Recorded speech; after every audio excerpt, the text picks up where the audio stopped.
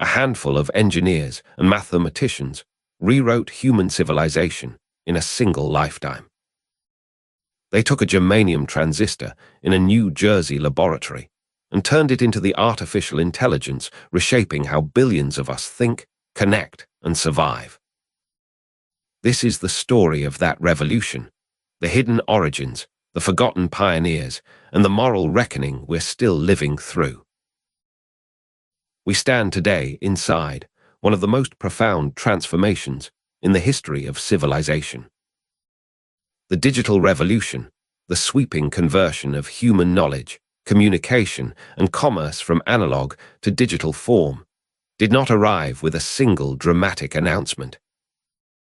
It crept forward through laboratories and military bunkers, through university basements and suburban garages, through the minds of mathematicians who saw, long before anyone else, that information itself could be measured, copied, and transmitted without loss. What they built remade the world. To understand how we got here, we must travel back further than most people expect. Humans have been building tools to count and calculate since ancient times. The abacus, the astrolabe, the mechanical clock, each was humanity's attempt to extend the power of the mind through physical objects. By the 1600s, slide rules and mechanical calculators emerged. By the early 1800s, the Industrial Revolution had produced mass-market calculating devices like the arithmometer, and the enabling technology of the punch card had appeared. A visionary English mathematician named Charles Babbage proposed a mechanical general-purpose computer he called the analytical engine. It was never successfully built, and it was largely forgotten, unknown to most of the inventors who would later create the modern computer. History, it turns out, does not always move in straight lines. The Second Industrial Revolution in the late 19th century brought electrical circuits and the telegraph. In the 1880s, Herman Hollerith developed electromechanical tabulating machines using punch cards, devices that spread widely through business and government. Meanwhile, analog computers, using electrical, mechanical, or even hydraulic systems, were solving real-world problems. There were tide-predicting machines, economic modeling devices, and systems for aiming military guns. The world was learning to think mechanically. But the true leap came during the chaos of the Second World War. In 1941, German inventor Konrad Zuse completed the Z3, the world's first working programmable, fully automatic digital computer, built from electromechanical systems in the shadow of a war that was consuming Europe. Allied engineers, meanwhile, constructed electromechanical bombs to break the German Enigma machine's encoding, a desperate computational race with lives hanging on every decoded message. The Harvard mark I followed in 1944. Machines were beginning to think. Then came 1947.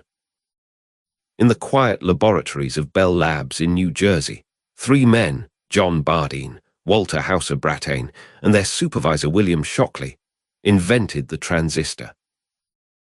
The first working version used germanium, a brittle metalloid element, and it was no larger than the palm of a hand. This small, unglamorous device would become the beating heart of every computer, every smartphone, every server farm on Earth. The transistor replaced the fragile, power-hungry vacuum tube and made miniaturization possible. Without it, the digital age does not happen. The mechanism of the digital revolution is, at its core, deceptively simple. Where analog systems represent information as continuous waves, the smooth rise and fall of a vinyl record's groove, the flowing signal of a radio broadcast, digital systems reduce everything to binary code, ones and zeros. On or off. Present or absent. This seemingly crude reduction is actually a superpower. When you copy a digital signal, you copy it perfectly. When you transmit it, repeating hardware can amplify the signal and pass it on with no loss of information. Analog copies degrade. Digital copies do not. One turning point of the revolution was music. During the 1980s, the digital format of optical compact discs gradually replaced vinyl records and cassette tapes. What seemed like a consumer convenience was actually a philosophical shift. The world was learning to trust the copy as much as the original. Behind the scenes, the revolution accelerated through a series of breakthroughs most people never learned in school.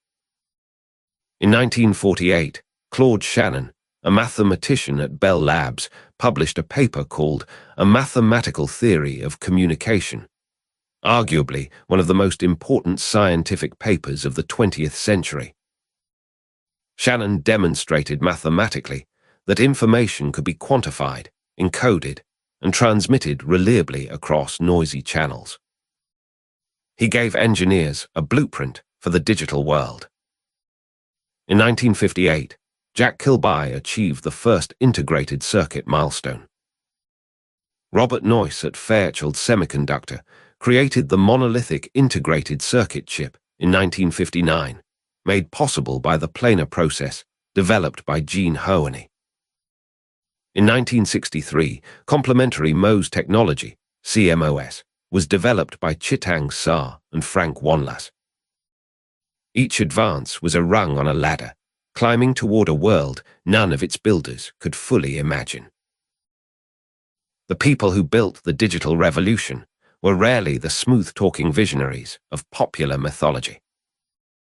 Many were mathematicians and engineers driven by abstract curiosity. Bardeen and Bratting were researchers, not entrepreneurs. Shannon was famously reclusive, known for riding a unicycle through the halls of Bell Labs while juggling. Konrad Zuse built his first computers in his parents' living room in Berlin. These were people who thought differently, who saw patterns where others saw noise. But the revolution they launched would eventually attract a very different kind of figure: the businessman, the monopolist, the platform builder who understood that controlling the flow of information meant controlling the future. No transformation this large arrives without conflict. As digital networks expanded and the internet became a mass phenomenon in the 1990s, battles erupted on every front. Governments struggled to regulate a technology that crossed every border. Media companies watched their business models dissolve as music, film, and journalism went digital and free. The question of who owned digital information and who had the right to copy, share, or sell it ignited legal wars that continue today. Privacy became a casualty almost by accident. Networks built for openness and collaboration turned out to be extraordinarily efficient tools for surveillance, manipulation, and the spread of misinformation. The same architecture that allowed a dissident in an authoritarian country to speak freely also allowed bad actors to steal identities, interfere in elections, and radicalize the vulnerable. For ordinary people, the digital revolution arrived not as a grand historical event, but as a series of small, astonishing moments. The first time, a family received an email from a relative on the other side of the world. The first time a farmer in a developing nation checked crop prices on a mobile phone and realized he was no longer at the mercy of the local middleman. The first time a teenager in a small town discovered, through a glowing screen, that there were others like her, that she was not alone. The internet collapsed distances that had defined human experience for millennia. It gave voice to people who had never had one. It also gave platforms to cruelty, and it made loneliness somehow more acute even as it promised connection. There are details about the digital revolution that rarely make the history books. The information age, according to the United Nations Public Administration Network, was formed specifically by capitalizing on computer miniaturization advances. The transistor that started it all was based on germanium, not silicon, which would come to dominate later. AT&T deployed the T-carrier system in 1962 for long-haul digital voice transmission, quietly routing human voices as streams of numbers years before most people knew such a thing was possible. The self-aligned gate transistor, which made mass production of microchips feasible, was invented in 1966, independently and almost simultaneously, by Robert Bauer at Hughes Aircraft and a separate team at Bell Labs. Parallel discovery, it turns out, is a hallmark of revolutionary moments. The ideas are in the air, waiting to be found. What does all of this reveal about us? The digital revolution exposes something fundamental about human nature, our relentless compulsion to extend ourselves, to reach further, remember more, communicate faster. Every tool from the abacus to the algorithm is an expression of the same deep drive.